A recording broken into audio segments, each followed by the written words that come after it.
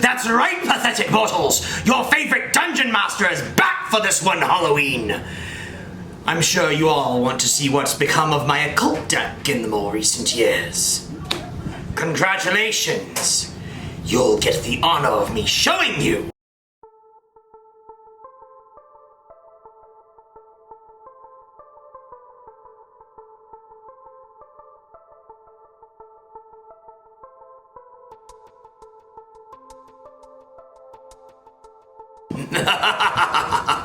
Greetings, foolish mortals who dare to tune in to Team Forbidden's YouTube channel.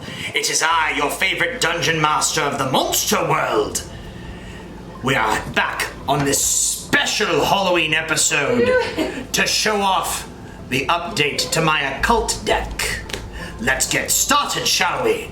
So first and foremost, we have my Dark Necrophere.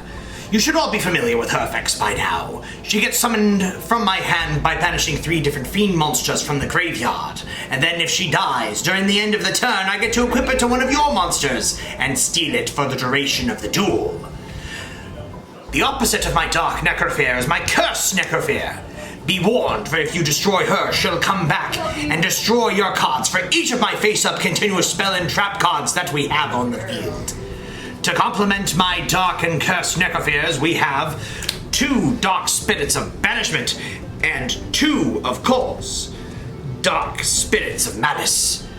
Banishment lets me special summon either my Dark Necrophere, Cursed Necrophere, or another spirit from the Netherworld to my field whenever you declare an attack.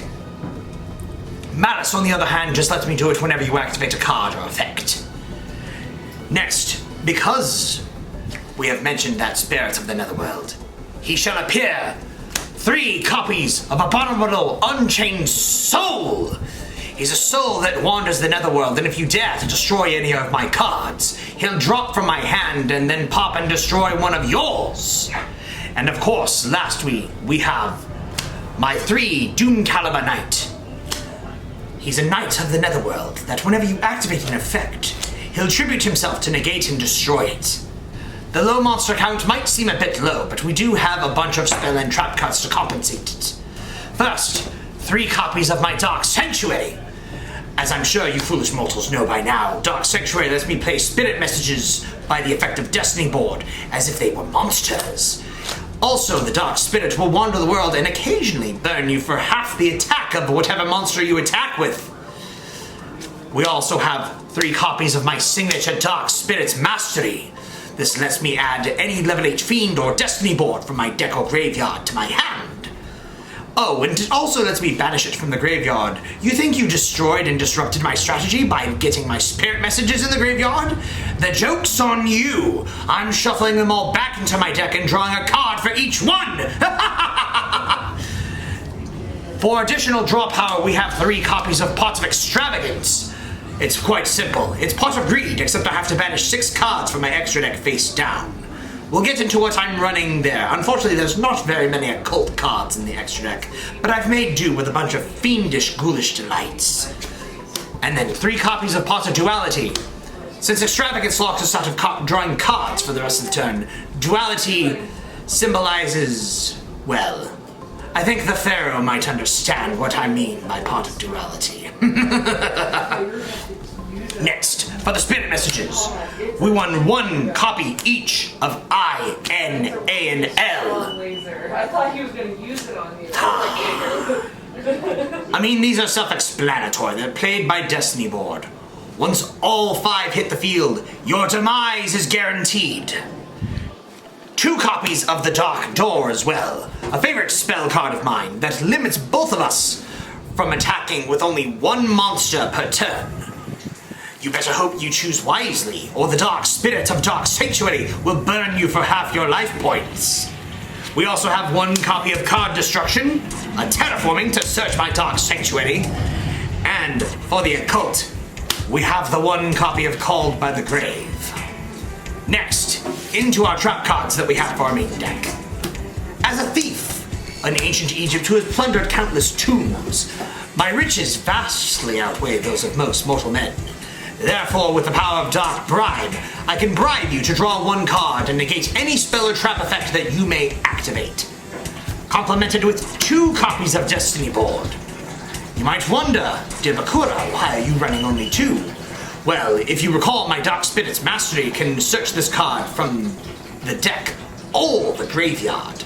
So 2 copies is perfectly fine. And to finalize our trap lineup, we have 2 copies of the Sentence of Doom. Sentence of Doom lets me place a spirit message as if it were by the effect of Destiny Board. It also lets me return banished fiend monsters equal to the number of continuous spell and trap or spirit messages that I have. It's a 2-in-1 scenario. Anything for my Dark Necrophare. That puts our main deck at 40 cards. Now let's get into our extra deck. Most of this is Pot of Extravagance material, but you can make these if the time comes. 2 copies of Nightmare Griffin, as well as 2 copies of Nightmare Phoenix, and 2 copies of Nightmare Cerberus. Why am I running these cards, you might ask? Well, it's because I must make my nightmares your own.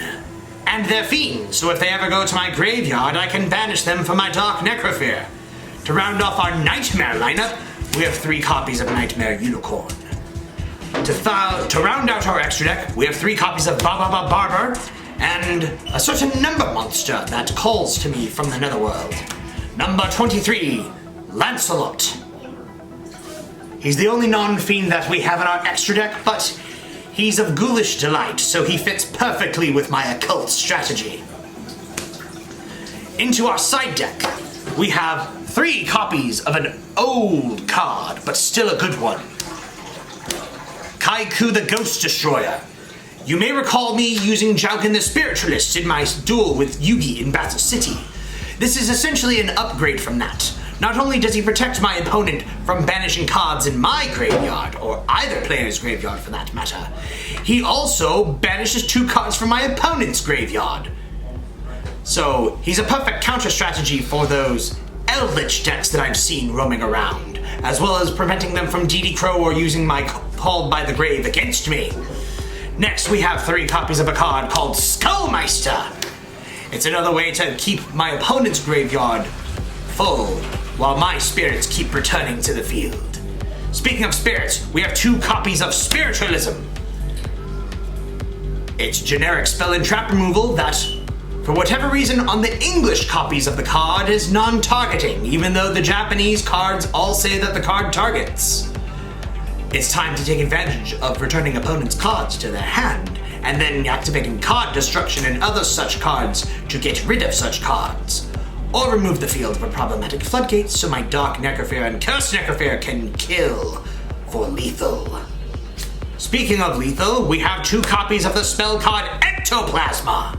As a counter strategy, just in case my opponent decides to, try to prevent my Destiny Board from hitting the field, I can activate Ectoplasma instead, and while each turn they try to attack me, my Cursed Necrophare will go off and then come back at the end of every time they attack. To finish the Nightmare lineup, we have 2 copies of Unending Nightmare, a card that lets me pay 1,000 life points once per chain and destroy any spell or trap card I choose. And then finally, to round out our extra deck, a Spirit Lost in the Woods will tackle any extra deck or special summon monster that dares cross my path. 3 copies of Lost Wind. Foolish mortals, that is the update to the occult deck in the year 2021. For those who want to see this deck in action, fear not, foolish mortals, for Brian the Darkness has dared to take on the Servant of Dark Master Zork in a Halloween special duel that is sure to delight and fright everyone. Until the next time we meet again, hit that subscribe button and don't. This is stupid, I'm not doing this. Hit that subscribe button, do the notifications. I think the script was so bad we actually scared him off. We'll catch you next time. Happy Halloween!